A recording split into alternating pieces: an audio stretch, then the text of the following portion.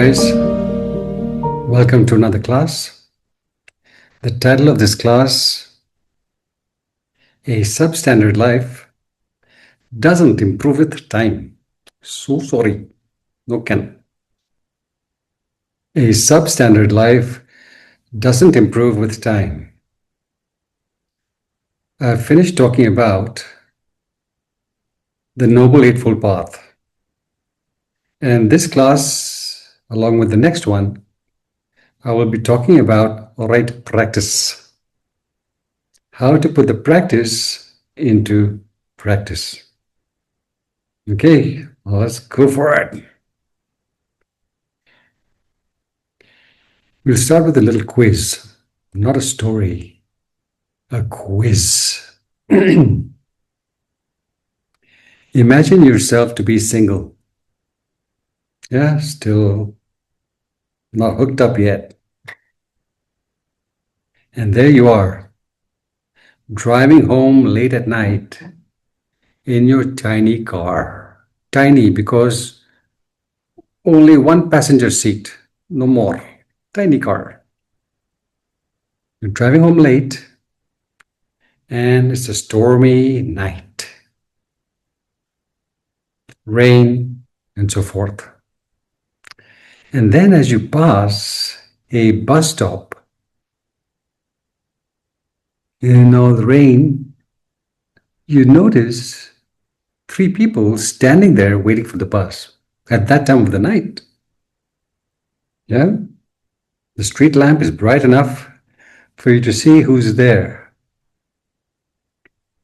And what do you see? You see an old woman who looks like your mother. And you see that she's not in good shape. She needs medical attention. ASAP. She's there, not in good shape.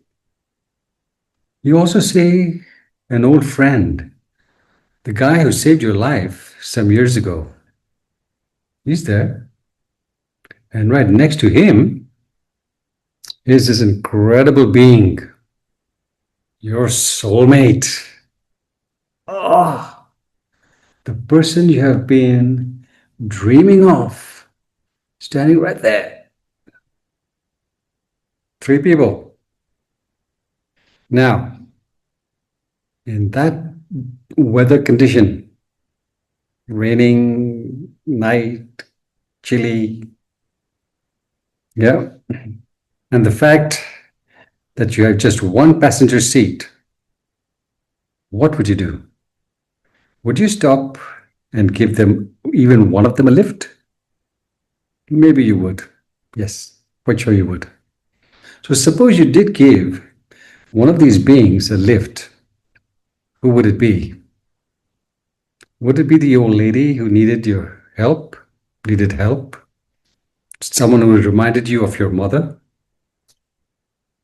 Or the friend who saved your life and now it's time to pay back for his kindness? Or would you forget about those 2 beings and just get that babe into your limo, man or woman? Yeah?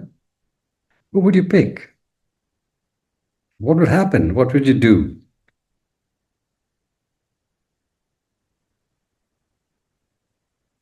Well, if you were a little bit intelligent, you would stop the car, get out, give the key to your friend, ask him to take the old lady to the hospital and to drop the car off at your house later on. Or you'll go pick it up the next day, maybe. Yeah? While you stand in the bus stop with the dream being next to you. Because after all, if you miss this opportunity, when will you ever connect again?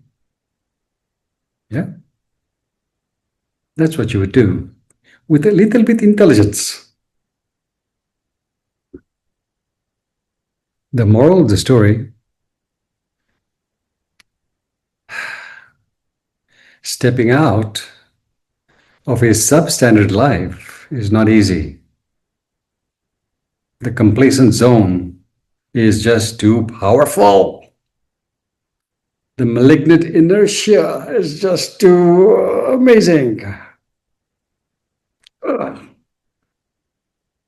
So, to step out of a substandard form of living, we have to learn how to make better life decisions. Because substandard life decisions never work. Yeah.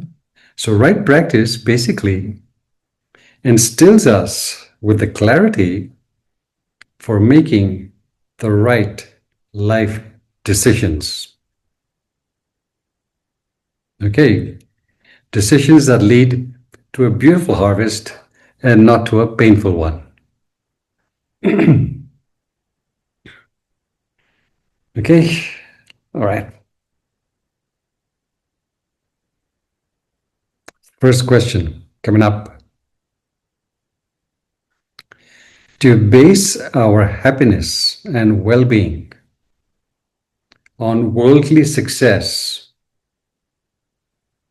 without a firm foundation in spiritual clarity is often an invitation for disaster. Why? To base our happiness on worldly success without a firm foundation in spiritual clarity is often an invitation for a disaster. Why? It is because universal laws and principles determine our happiness and our flourishing in this world, not the treasures and the pleasures and the accomplishments most people gravitate towards. That's not where it's at.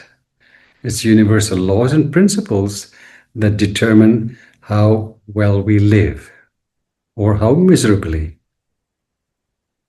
So, what this tells us is that it would be really wise for us to base every choice on principles that lead to flourishing, not prejudices and opinions, principles. Our entire approach to life has to be principle-centered, based on universal laws and principles. Because more important than achieving worldly success is what we become from achieving our goals. Yeah? The kind of person we become. That's far more important than the worldly success itself.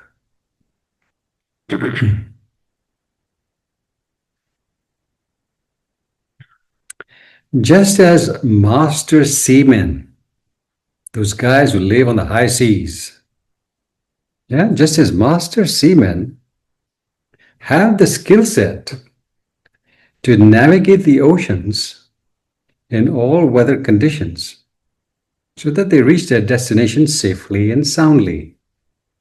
We need the right skill set to navigate the tempestuous illusions and challenges we face on our journey through life. We need the right skill set. Because in the absence of the right skill set, stepping out of a substandard form of living is impossible. No can do. And therefore, we need to improve at improving. Improving was to be, what is that? What exactly needs improving? More than how hard we work, what's really important are the lessons we learn, the skills we acquire through our experiences in life, the skills that lead to the crafting of a brilliant life that is of great value to all. That's important. We need to improve at being endearing to the world. We need to improve our character, our personal qualities. More important than all the hard work we put in is how well we learn the skills for crafting an exquisite life, which is of great value to the world around us. That's what matters ultimately. You see, the thing is, when our inner world is out of kilter, it will reflect in the world outside. When our inner world is not in place, we will experience a life lived in turbulence, not very skillful. So we are gifted with enormous resources. It's a given. The only thing is, we don't have the access codes. We need the access codes. Spiritual practice gives us the access code to unleash these resources.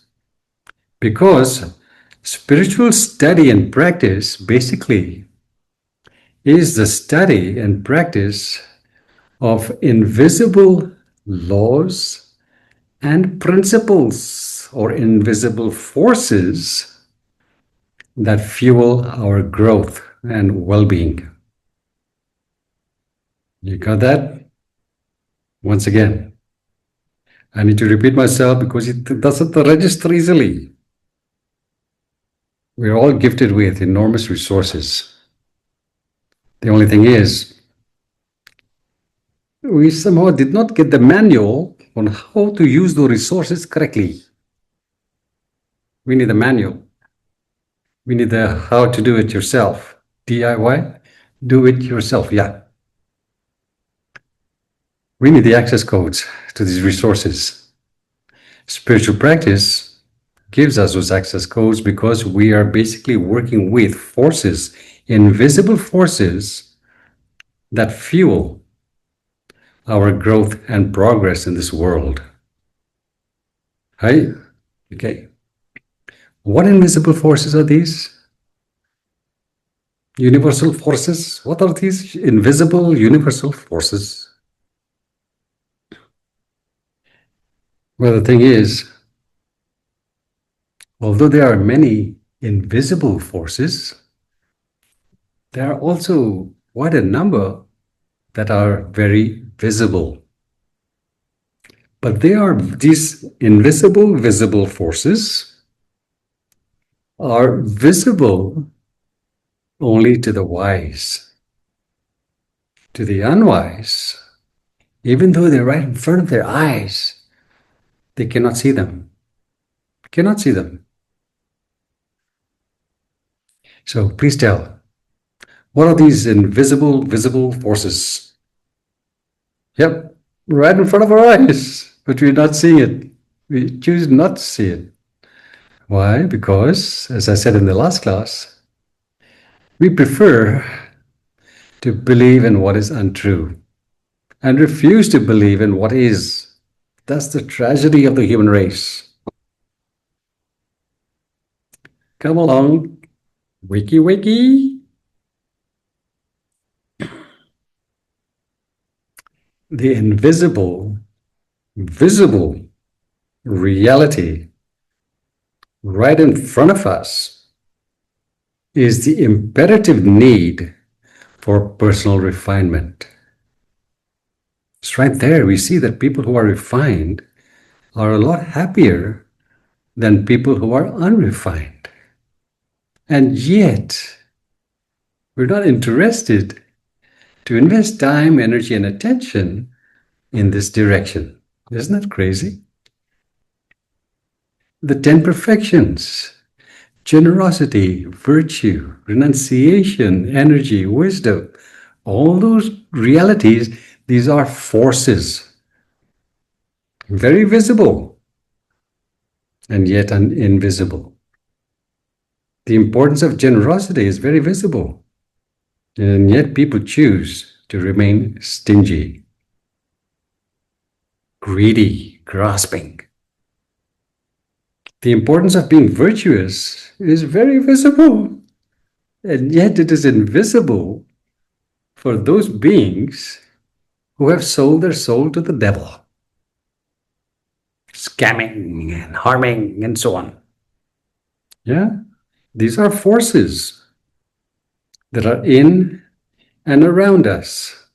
Transgressing these forces equates with a confirmed seat on the Midnight Express. And the Midnight Express is heading for destinations that are rather painful. We don't want confirmed seat on Midnight Express. Okay. Here's another example of what is visible and yet invisible to the unwise. Another example. People invest an inordinate amount of time, energy, and attention towards being successful in the world. Worldly name, fame, power, position, and so forth. Lots of time, energy, and attention. But worldly success does not equate with true flourishing if it is devoid of spiritual clarity. Cannot. Yep. So, what is required for us to really flourish in this world? What's required? We need love, a lot of loving from our parents, siblings, teachers, friends, society, and the doggy on the street. Everywhere.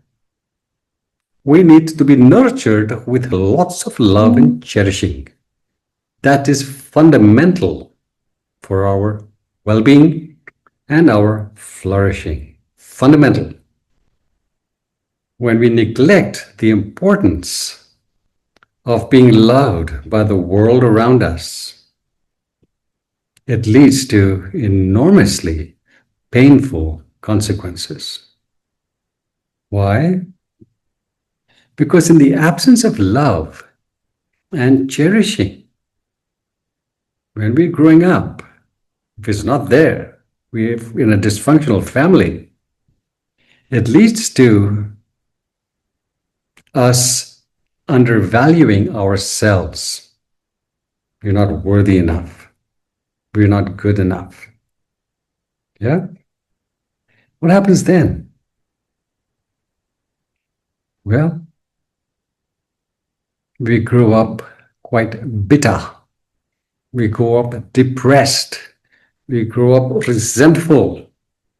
And when we do grow up, we exploit the world.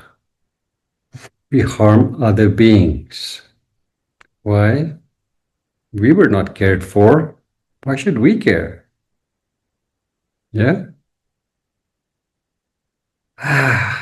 And the wheel of suffering goes round and around and round. We need to be loved. That's where the real flourishing is. When we're loved well, nurtured well by the world around us, that's when we offer our best to the world. If it's not there, that's when all kinds of difficulties arise on the planet. The people destroying the world in the name of profit making, are they happy people? Are they really well-centered beings? Is there even a shred of spirituality emanating from their pores? Zero. Well-educated people, wealthy people, exploiting the planet and everybody in it, everything in it. Unhappy people do these things, not happy people. Yeah. So, what is required for us to prevent this tragedy? Because when we harm others, the consequences are always dire, painful, not just in this rebirth, but for many to come. It travels with us, the consequences. How do we prevent this tremendous tragedy? Only one way: through personal refinement, through being the kind of person that attracts love, to being the kind of person who, because we attract love, we are reborn in families where love will be given to us, where siblings will be in close contact with us, teachers, society, everybody warms to us. Why? Because we're resonating on that particular frequency. How many people are saintly enough to nurture those who are obnoxious, arrogant, selfish? No, those qualities don't attract love and cherish it. But when we resonate on those qualities, we're reborn in those contexts where love will be nowhere in sight. And the perpetuating wheel of suffering continues endlessly. We need to break the cycle. Even though we may not have been loved, we can learn to love and cherish the world around us. It is possible. That's called learning to make better life decisions. Yeah? Because through our personal qualities, what happens is, when our personal qualities are exemplary, what happens is we matter to the world in the right way. A way where we are adored, we are appreciated, we are welcome. Why? Because those exemplary personal qualities make us offer value for value, value for value to the world around us. Yeah? As fair exchange for the blessings we enjoy daily. We are no longer living in locust mode, taking, consuming, without giving anything of value back to the world. Locust mode equates with confirmed ticket on Midnight Express, Siberian coal mines. Oh, painful. Are we clear, please?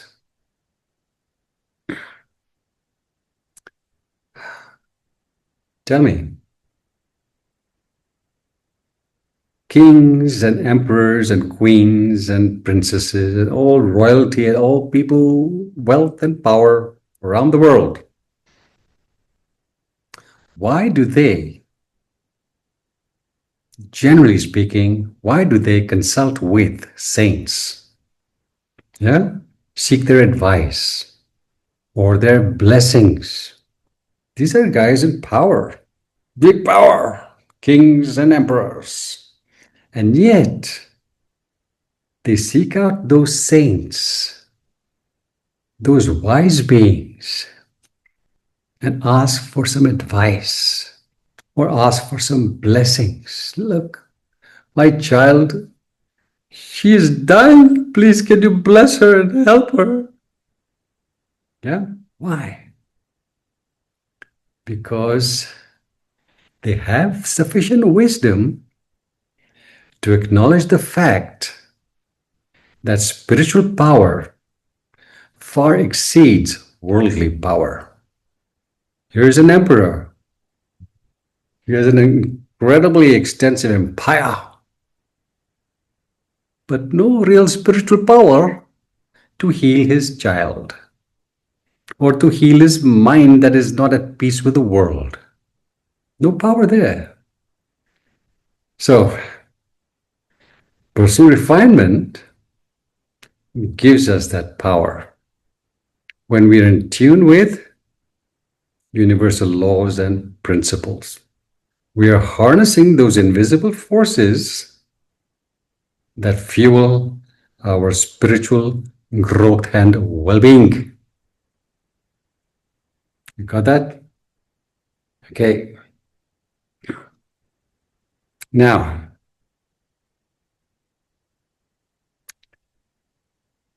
personal refinement is not easy to acquire. That is why most people run the other way when we talk about it. Too much effort. I have so many friends who tell me, Behram, I don't come to your classes because I know there's going to be a lot of effort involved. I'm not interested in putting that effort. I'd rather have my beer and my cigarettes and whatever else that they do. Not willing to put in the effort. And yet they're suffering, but don't want to come out of suffering. So it's not easy, especially because our attitude to life is out of kilter, totally out of kilter. So we need to look at these faulty attitudes and eradicate them if we're going to get a firm foundation in our practice. Because for as long as these attitudes remain in place, gaining traction in the practice is rather difficult. So, why do attitudes matter? Why is it so important to have the right attitude to life? Okay, let's see. Let's look at it from the perspective of physical postures. Okay? Standing, sitting, lying down. What else? Yeah. When we are standing, certain things are possible. Yeah? We can walk, we can jog, we can run, we can climb when we're standing. We can do all these things. Very difficult to sleep when we're standing. Yeah? Jogging, walking, climbing. When you're in that upright position. When you're sitting, difficult to jog or walk. If you're sitting, no can do. It creates certain realities and it pushes away others. Yeah? When we're sitting, we can have a nice conversation. We can gobble. We can meditate when we're sitting. That makes these realities possible, while other realities are put at bay. When we're lying down, hanky-panky, mustn't forget hanky-panky. Yeah, it's difficult to have hanky-panky when you're jogging in the park. I haven't seen it happening yet. Maybe possible, but I haven't seen it. Okay, we can sleep, extracurricular activities, we can practice the Kama Sutra, and so forth. Yeah, when we're lying down, certain realities take place, other realities don't. When we're lying down, we cannot walk, we cannot jog, we cannot run, we cannot climb. Yes, you could meditate possibly. Yeah. Hey, postures, physical postures. They make certain things happen and other things not happen. Exact same principle applies to attitudes. When we're harboring a particular attitude to life, which is a particular approach to life, certain things happen while other things, there's a firewall against them. Okay, let's take a look. When we are arrogant, proud, arrogant, selfish, what reality manifests for us? Happy one? People warm to us? When we're obnoxious, arrogant, my way or the highway? Are we lovable? Really? No, so sorry, no can. Dysfunctional families, relationship fiascos at work and in the home life.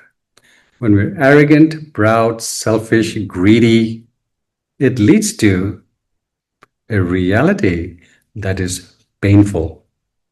And there was a firewall against realities that are pleasant. We can't experience those realities. But when we are kind, gentle, caring, loving, and so on, when that's our attitude to life, when that is our approach or posture in life, the world supports us. Everything supports us. Yeah? We remain healthy, we're joyful, we achieve great things, we contribute great things, because that attitude, that posture makes it so. Right? Okay. What happens when we go through life being fearful, doubting, insecure? It leads to a happy life? Nope. Firewall against a happy life. And the floodgates are open for misery. That attitude to life, fearful attitude to life, restricts us, cannot allow us to tap into the vast resources we are born with. They remain locked. Fort Knox. But when we are bold, ready to leap into the fray, learn from our experiences, yeah, when we're curious, okay, here's a challenge, I'm scared out of my wits, but I'm going to go straight in, discover my strengths. Yeah, what happens? We learn and grow in the process. We discover our strengths. We inspire others to discover their strengths. Yep. Postures, attitudes, same thing. So let us look at 4 terrible attitudes to life and to the practice, of course, we need to eradicate if we are going to live a brilliant life. If they stay in place, brilliant life no can do. First one.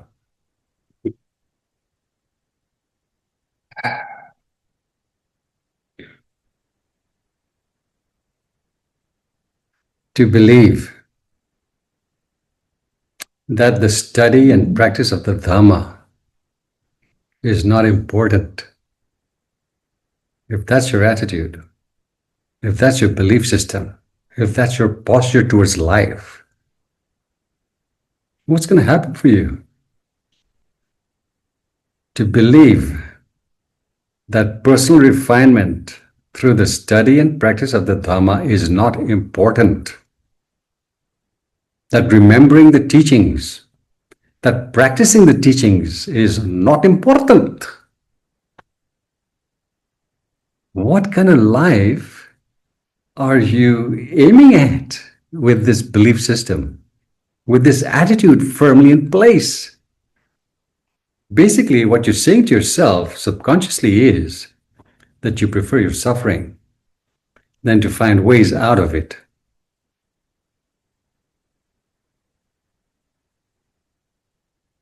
Please understand that anything less than a conscious commitment to being wise and loving is an unconscious commitment to live in our birthdays.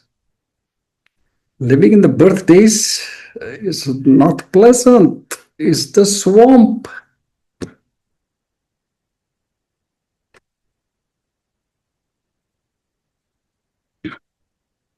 Okay, we got to get rid of that attitude. That's the study and practice of the Dhamma towards personal refinement, not important. Worldly pleasures are important. Worldly success is important. Yes, vacations are important. And everything else out there is important. But the inner world? Okay. Look at those crocs in the swamp. Very sharp teeth. All right, that's the first attitude. Second one.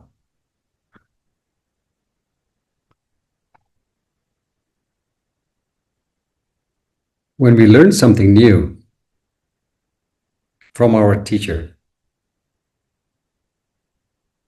and we say to ourselves, I already know what he's talking about. This kindergarten stuff. Yeah, I don't need guidance. I don't need any supervision. This is common sense. Hey, no worries.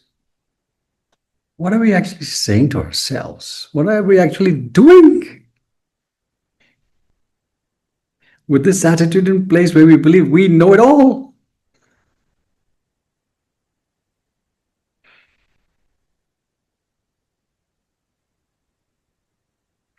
There's a beautiful saying. It's not what we don't know that gets us into trouble. It's what we know that just ain't so that roots us in misery lifetime upon lifetime. Brilliant saying. It's not what we don't know that gets us into trouble. It's what we believe we know that just ain't so. That's what roots us in fiascos lifetime after lifetime. Here's some examples. You're driving down the road, lonely road, car breaks down. Something's wrong with the engine. Suddenly stops. You have no clue about the engine. But you believe you're hot stuff. Get out, open the hood, look inside. Maybe it's this. Pull that wire out. Maybe it's that. You pull that thing out. You tinker and tanker with the engine that you have no idea about. What's going to happen then? Then, when finally you realize that you've pulled out too many things you shouldn't have, and you call for help, and when the help arrives, they say, bro, we're going to have to tow your car in for service. It's terrible what's happened here. Yeah? It's not what we don't know that gets us into trouble. Because if we acknowledge the fact that we don't know what the engine is about, we call for help, maybe it's just a small problem that could have been fixed. But now your entire car has to be taken off for service with more expense. Yeah? It's not what we don't know that gets us into trouble. It's what we believe we know that just ain't so. In relationships worldwide, dysfunctional relationships worldwide, People have no clue how to relate. Yeah. Shouting and screaming and criticizing and complaining and judging and resenting and anger and so forth. Just shouting louder, criticizing more, complaining more, has it ever fixed anything? Nope. But each person believes that if they only shout louder, if they only criticize some more, then things will change for the better. No? How many people seek wise counsel from a third party? They don't. Decades of conflict, but no desire to find a better solution towards the difficulties that they face. It's tragic. The attitude that we already have the answers. We know what we're doing. We are right in how we're seeing things, how we're perceiving things. Leads to so much suffering on the planet. Praise the Lord. Okay, third one. When our teacher asks us to do something new possibly, not something very difficult, but just something new, the usual response, I can't do that. I can't wake up at 5:30 in the morning. Really? I can't meditate for 25 minutes. Really? I can't do this and I can't do that. Where is the I can't coming from? Why can't you? I'm not prepared. I'm not worthy. How do we get prepared? By thinking about things? By getting into the fray? How do you learn to ride a bicycle? By reading books? Or by getting on the bike, falling down a few times till you gain your balance? How do you learn to swim? Were you born a great swimmer? Well, some kids are. Yeah? You get in the water, and that's how you prepare yourself. Not in the head, actual doing. How many people are prepared for parenting, for marriage, for so many other things?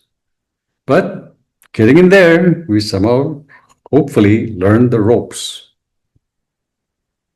So the I can't, basically, this attitude, this very fixed attitude, arises from believing in what is untrue, firmly believing in what is untrue, and refusing to believe what is.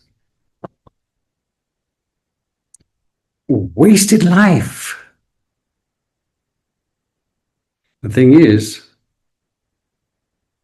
we see only what we are prepared to see. And if we are prepared to see only illusions, we will live our entire life in the ditch. But when we prepare ourselves to see our magnificence, it will reveal itself. But we're not prepared, refusing to believe what is true, believing what is untrue. I can't. Lord, save our ass. Okay, fourth point. When our teacher tells us, my dear sweet darling, this is what you need to do, or that is what you need to do. It's fascinating how often I've heard my students and my friends and colleagues give me this particular answer. which is just absolutely indicative of living in the realm of the absurd. I don't have time. I don't have time, Master B. I'm busy. I don't have time to sit.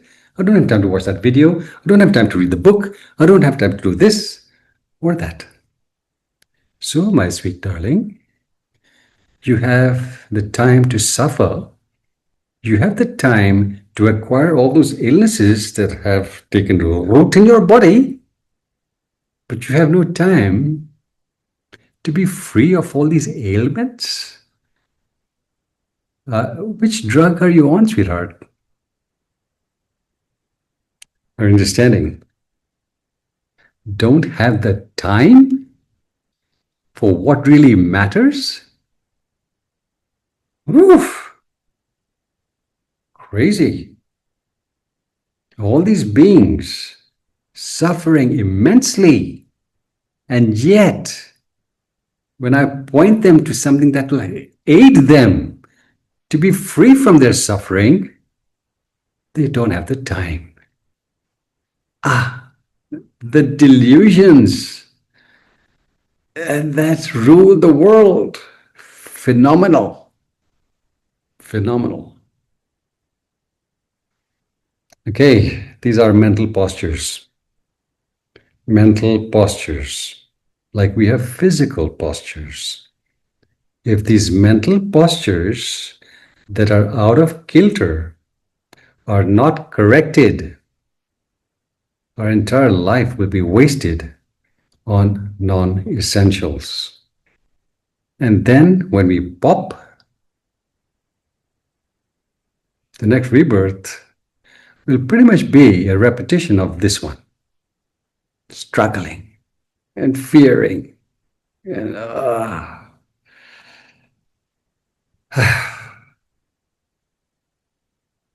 okay.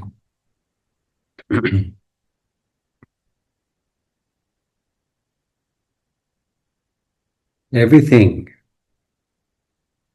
we experience in this world, okay, what we are, what we have, what we do, it has been orchestrated by the way we perceive and respond to reality. When our perceptions and responses are centered around the right principles, we flourish. It's universal law. When our perceptions, attitudes, responses to life are way out of kilter because we rely on our prejudices and opinions to make these decisions, we suffer. No two ways about it. This is why crafting an extraordinary life is a continual struggle against our senses. Why?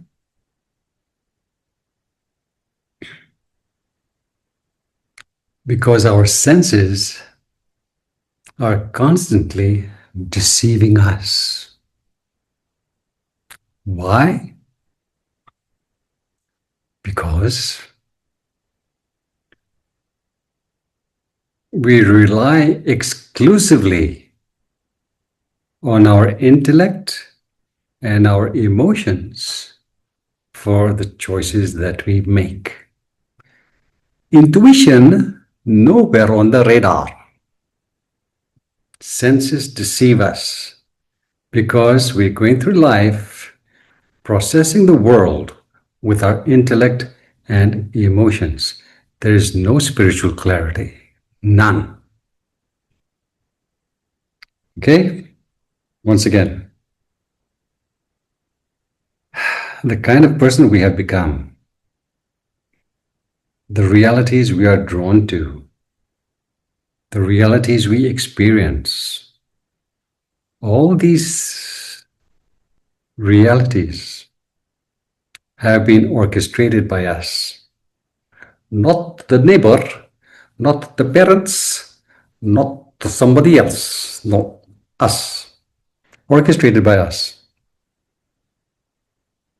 When our perceptions, attitudes, responses to life are spot on, yeah, in tune with universal laws and principles, we flourish. When these perceptions, attitudes, responses to life are based on our intellect and emotions, prejudices and opinions, we flounder. Yep, remain in the ditch. And this is why the crafting of a remarkable life is often a continual struggle against our senses, the way we perceive things. Because our senses are deceiving us. They're deceiving us because they have been plugged into a faulty worldview. A faulty worldview that has arisen from intellect and emotions guiding our lives. Let me give you some proof.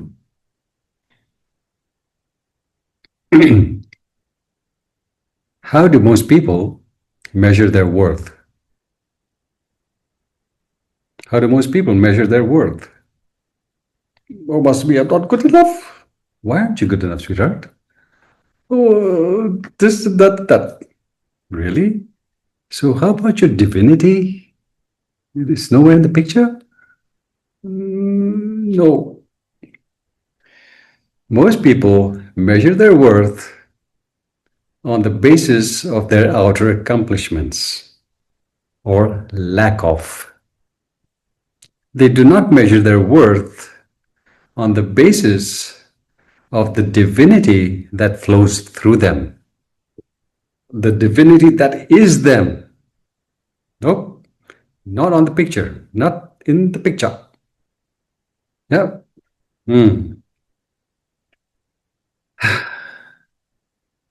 Why do countless people, even educated ones, make disastrous life choices? Is it their intuition that's guiding them? Or is it some other force? Disastrous life choices. Person they marry, their choice of career, their preferred lifestyle. Yeah. The friends they rely on, who betray them. Why do they make these disastrous choices? Intellect, emotions, prejudices, opinions. Okay, then why is it that these countless beings on the planet, all over the place, why are they living substandard lives? Even though they may be wealthy, incredibly wealthy, yeah, incredibly educated, talented, and so on, still they're living a substandard life. What is a substandard life exactly? It is a life that is devoid of being in tune with universal principles. Ethics, not there. Morality, not there. Exploitation is very much there. Profit making, that's a substandard life. Profit making at the expense of other people's welfare. and well-being. Yeah? Substandard life. Countless people out there scrambling for happiness in the world. No spiritual clarity. No intuition in place. None. It's locked. And why do countless people engage in wrongdoing repeatedly? The prisons are full. Hospitals are full. Homes, dysfunctional relationships everywhere on the planet. Wrongdoing. Even the wealthy and the well-educated engage in these debilitating forms of behavior. Why? Intellect and emotions are influencing their choices. And all for examples, intellect and emotions, though no spiritual clarity. So,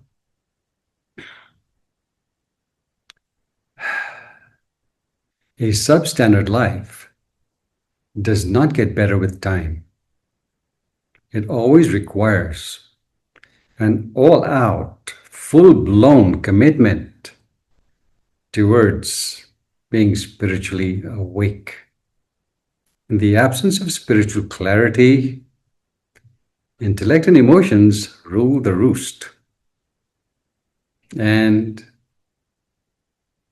there's a Midnight Express.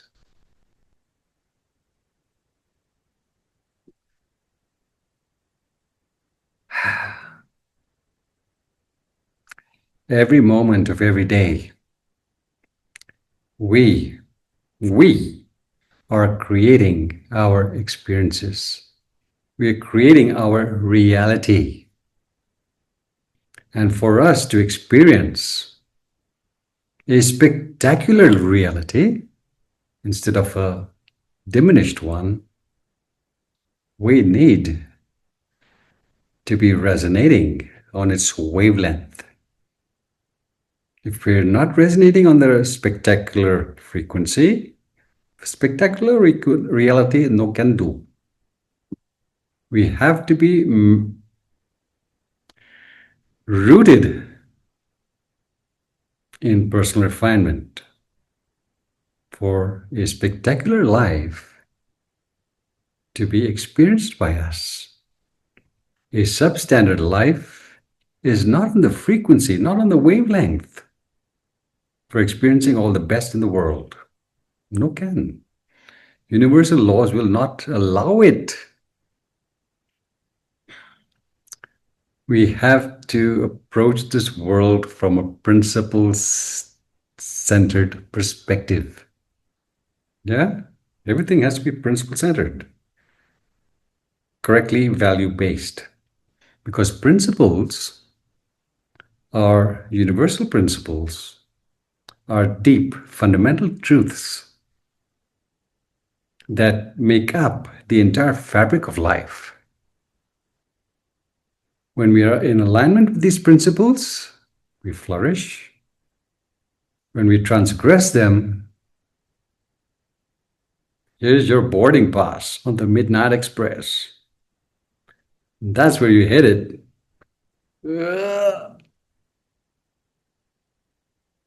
Are you clear, please?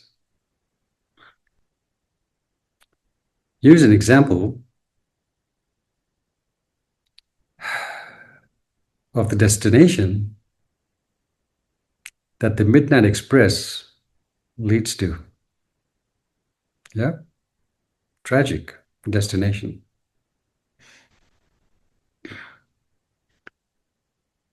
Have you heard of the illness called the broken heart syndrome? No, have heard? Okay. Broken heart syndrome is when the heart does its number in a way which it shouldn't be doing. Yeah? It goes a little haywire. When the heart goes a little haywire, it leads to premature death or lots of suffering before we actually pop. Why does this broken heart syndrome take place in the first place? It arises for those beings who have not lived in tune with their strengths. Yeah? Especially when they retire after all the hoo-ha of achieving things. After when they retire, nothing to look forward to. Nothing to live for, really, except their kids or their grandkids that usually are not very happy in their company in the first place. It also happens for those who did not make proper financial provision for their old age. Broken heart, scared, fear, doubt, insecurity. That's the destination. Midnight Express takes us to. When we're not living in tune with the right principles, we suffer. Simple. So how do we get our lives back on track? How do we really free ourselves from that malignant inertia that's destroying us? How? Well, it's a timeless truth. The only way is to leverage knowledge. The only way is to leverage knowledge. Not any kind of knowledge. Spiritual clarity. That's the kind of knowledge. We need to acquire the spiritual clarity that allows us to live in a manner that is worthy of us. Yeah? That allows us to live in a manner where we matter to the world in the right way. And for this, we don't need to manage our time. We need to manage ourselves, our decisions, our behavior patterns, and especially the way we think and feel. Because the way we think and feel determines how happily or how unhappily we live. We need to leverage knowledge. We need to acquire the right understanding of ourselves and the world around us so that we can live in alignment with what is true instead of being influenced by what is false. Yep. For that, we need to manage ourselves, not so much our time. If you manage yourself correctly, there will also be time management, no doubt.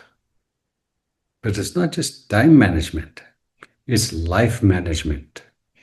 The habitual way we think and behave, the habitual way we feel about things. Yeah. Please know that we are all worthy. We're all worthy to achieve whatever goals we aspire to. We have it in us. We have the resources. But to bring out these resources, we need the right skill set. What skill set? What is the teachings really about? Study and practice of the Dhamma, that's the skill set, Master B? Of course it is. But what is it actually doing? What does the study and practice of the Dharma actually gift to us? Blessing beyond measure that it gives to us. There's an ancient saying, Order, order is heaven's first law or principle. Order. What does that mean?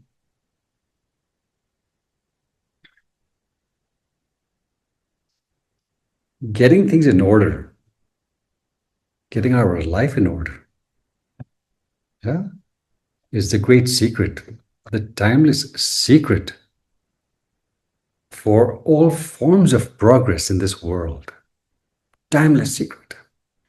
Because when our mind is well ordered, instead of disordered, distracted, when our mind is well ordered, it clarifies the means for us to achieve miracles.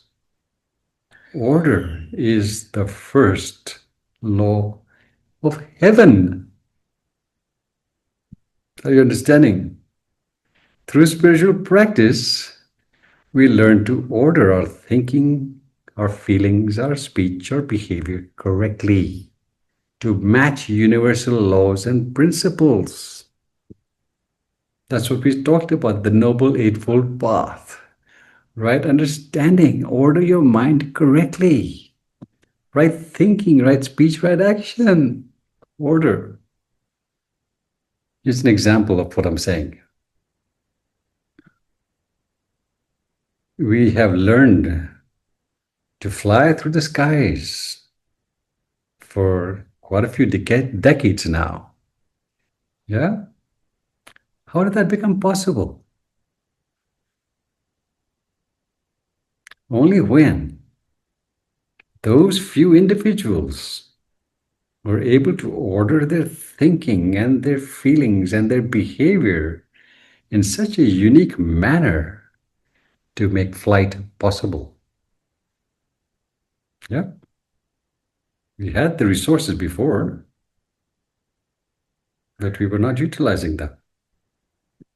But then, at the right time in world history, people learned to order their consciousness in such a way as to create the miracle of flight.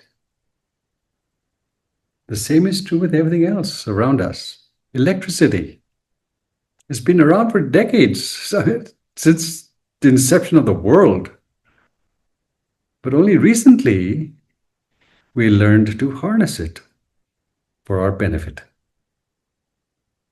Exactly the same rule with every other breakthrough in human endeavor.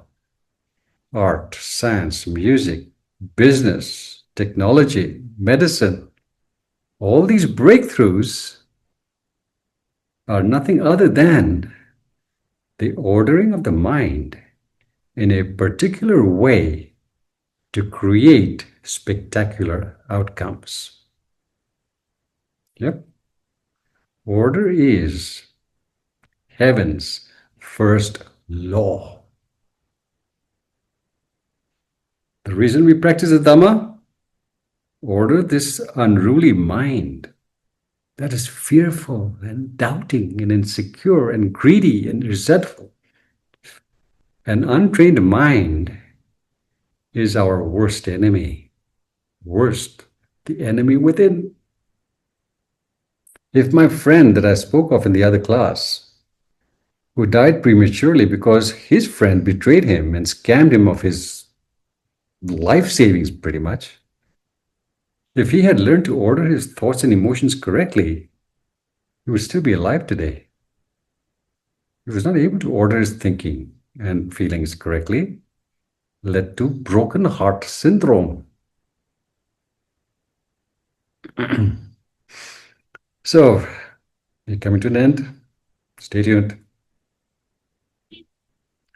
The best way for us to unleash the resources we have within, gifted, brilliantly gifted with, the best way is to learn how to order our thoughts and emotions rightly, put them in the right order, so that we become endearing to the world. And what happens when we are endearing to the world?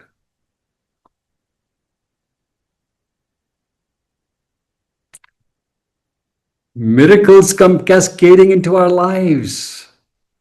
Because we are endearing to the world, we are capable of harnessing universal forces to aid us in achieving our deepest desires. Miracles come cascading into our lives. Serendipities, all the brilliant things we long for, become tangible. We are worthy of achieving every goal we aspire to. But we need to learn how to live well for this to happen. Most people not living well. Substandard life does not improve with time without an all-out commitment, full-blown commitment towards personal excellence. Ladies and gentlemen, thank you for listening. Stay tuned for more. All right, practice. Keep rocking.